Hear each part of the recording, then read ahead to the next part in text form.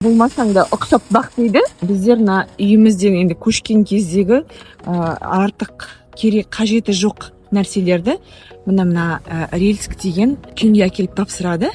Түрлі электроника, сондай заттарды адамдар табиғатты ластамау үшін осындай жерге келіп тапсырады.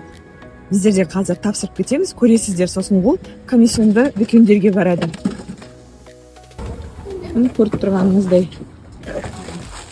қолданыста жоқ заттарымыз. Армысыздар, құрметті көрермендер. Бүгін біз бір қызықты сапарға шығамыз. Үйімізге қажетті болмай қалған заттарды жаңа иелерін табу үшін арнайы орталыққа апарамыз. Осылайша табиғатты бірге қорғаймыз. Бұрынғы үйімізден жаңа үйге көшкенде кей заттар бізге керек емес болып қалды. Бірақ оларды жай қоқысқа тастай салуға болмайды. Оларға жаңа өмір беруге болады. Қалайша, осы бейнебаянды соңына дейін қараңыздар. Адамдар керек қажеті жоқ шаңғылар, түрлі сондай. Қазір осында келіп тапсырамыз. Қоқысқа емес, адамдарға керек заттарға апарамыз. Бүгінгі бағытымыз Рельск орталығы. Ол Ивар қоқыс сұрыптау орталығында орналасқан. Рельск адамдарға қажет емес, бірақ әлі де қолдануға жарамды заттарды қабылдайтын орталық. Мұнда кітаптар, киімдер, ыдыс-аяқтар және тағы басқа заттар жаңа иелеріне жол тартады. Мұндай орталықтар Норвегиядан тыс елдерде де бар. Мысалы, ақш, Германия, Нидерланды. Бұл экология мен қайырымдылықты біріктіретін керемет тәжірибе.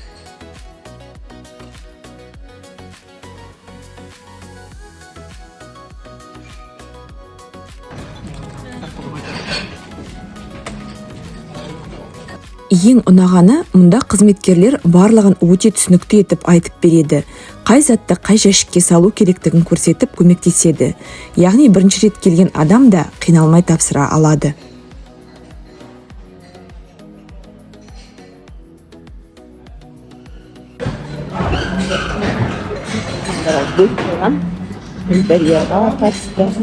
Пластик. Мынандай гүлдердің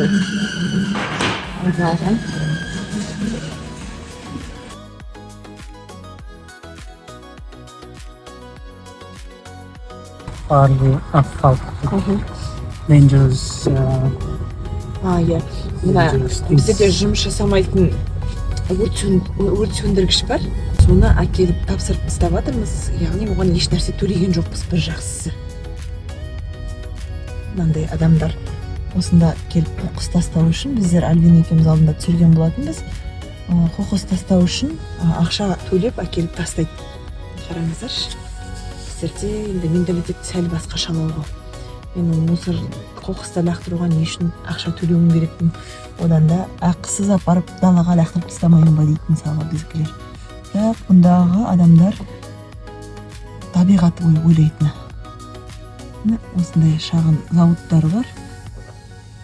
Қайта сорттайтын, қайта бәрін өмірге келтіретін, қайта өңдейтін. Әр сорттың өзінің секциясы. Әр қоқысты, мұны мысалға алдағы машинаны қарасаңыз, жасамайтын жуғыш машинасын алып келатыр. Дөңгелектер.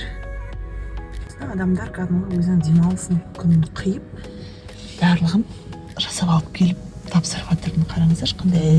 Сондықтан да бұлардың табиғаты да рахмет айтып, ауалары керім таптаза сондай. Біз ана жерге апарып тапсырады екенбіз. Бұл енді жасамай қалған өрт сөндіргіш дейтін негізі қауіпті. Енді ішінде қысымы жоқ та, бірақ қысымы болмаса да, бұл қауіпті заттар санатына кіреді ғой. Мынандай заттарды осыны тапсырамыз. Көрдіңіздер ме, достар? Бір шағын әрекетпен біз табиғатты қорғадық және заттарға жаңа өмір сыйладық. Әрқайсымыз өзіміздің үйімізден бастай аламыз.